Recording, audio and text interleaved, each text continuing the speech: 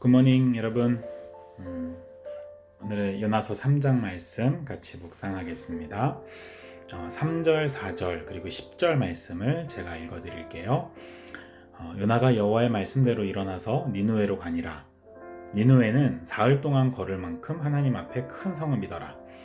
요나가 그 성읍에 들어가서 하루 동안 다니며 외쳐 이르되 40일이 지나면 니느웨가 무너지리라 하였더니 하나님이 그들이 행한 것 곧 그 악한 길에서 돌이켜 떠난 것을 보시고 하나님이 뜻을 돌이키사 그들에게 내리리라고 말씀하신 재앙을 내리지 아니하시니라.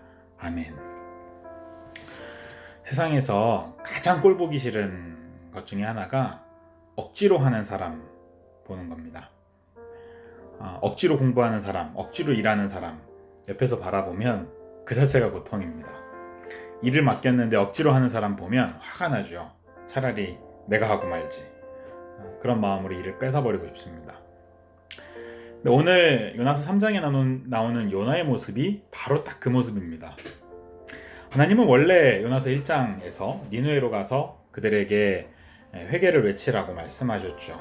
근데 요나는 니느웨로 가는 것이 죽기보다 싫었습니다. 니느웨는 멸망받아 마땅한 백성들이고 그들이 회개하고 하나님의 용서를 받는다는 것은 요나가 상상하기도 싫은 것이었습니다. 그래서 요나는 니느웨로 가서 회개를 외치라는 하나님의 명령을 피해서 도망을 가죠. 다시스를 향하는 배를 탑니다. 그런데 하나님은 그 다시스로 향하는 배에서 요나를 되돌리시죠. 요나를 바다에 던지시고 또 큰 물고기를 준비하셔서 그 요나를 그 물고기가 삼키게 하셨습니다. 요나의 생명을 보호하시려는 하나님의 뜻이었죠. 요나는 물고기 뱃속에서 하나님께 불순종한 죄를 크게 회개합니다. 하나님은 요나에게 다시 기회를 주시고 싶어 하셨죠. 그래서 큰 물고기는 이 요나를 육지로 토해냅니다. 그리고 새 생명을 얻은 요나는 하나님 말씀에 순종해서 니느웨로 가죠. 이쯤 되었으면 정말 회개하는 마음으로 니느웨에 가서 최선을 다해서 하나님의 말씀을 외쳐야 되잖아요. 니느웨를 아끼는 하나님의 마음을 좀 알아야 하잖아요. 그런데 인간은 그렇지가 못해요.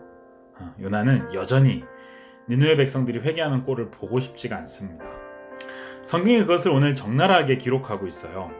니느웨의 성은 3일을 걸어 다녀야 다닐 수 있는 큰 성이라고 성경이 의도적으로 기록합니다. 그런데 요나는 고작 하루 동안 외치고 맙니다. 3일 동안 외쳐야 다 돌아다닐 수 있는 성에서 요나는 그냥 하루 외친 거죠. 요나의 관심은 니느웨 백성들이 회개하든지 회개하지 않든지 그건 요나에겐 그렇게 중요한 게 아니었습니다. 아니 요나는 니느웨 백성들이 회개하는 꼴을 보고 싶지가 않았습니다. 어떻게 해서든 니느웨 백성들이 회개하지 않았으면 좋겠고 니느웨 백성들을 살리고 싶어 하신 하나님의 마음은 요나에겐 별로 관심이 없었습니다. 니느웨 백성은 어떻게든 망해야 되는 사람들이었죠. 그래서 억지로 그냥 어쩔 수 없이 마지못해 회개를 잠시 외치고 다녔던 거죠.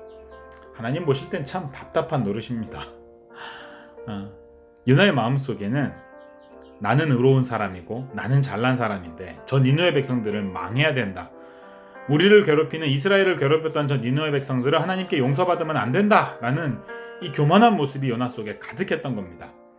하나님 마음을 몰랐던 거죠. 하나님은 그렇지 않았거든요. 하나님은 니느웨 백성들, 니느웨에 있는 모든 생명들이 망하는 것을 보고 싶지 않으셨거든요. 살리고 싶으셨거든요. 그래서 니느웨에 요나를 보내셨던 거죠.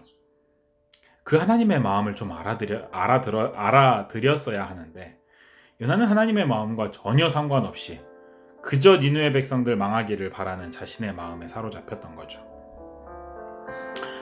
요나는 억지로 니느웨에서 회개를 외칩니다. 그런데 하나님은 능력의 하나님이셨어요. 회개도 하나님의 은혜잖아요.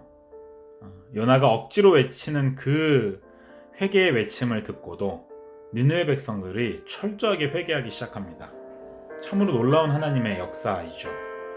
니느웨 백성들이 하나님 앞에서 철저하게 회개하고 자신의 잘못을 뉘우치자 하나님은 마치 기다렸다는 듯이 그들을 용서하십니다.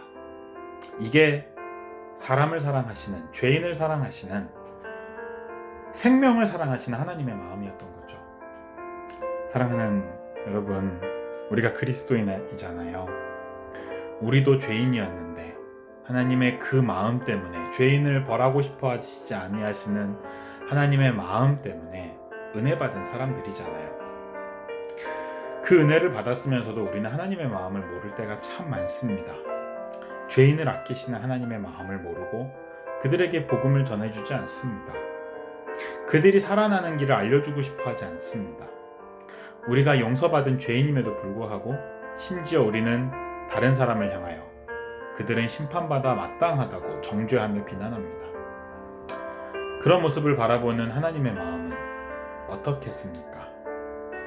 사랑하는 여러분, 우리를 용서하신 하나님의 사랑을 깊이 묵상해 보기를 바랍니다.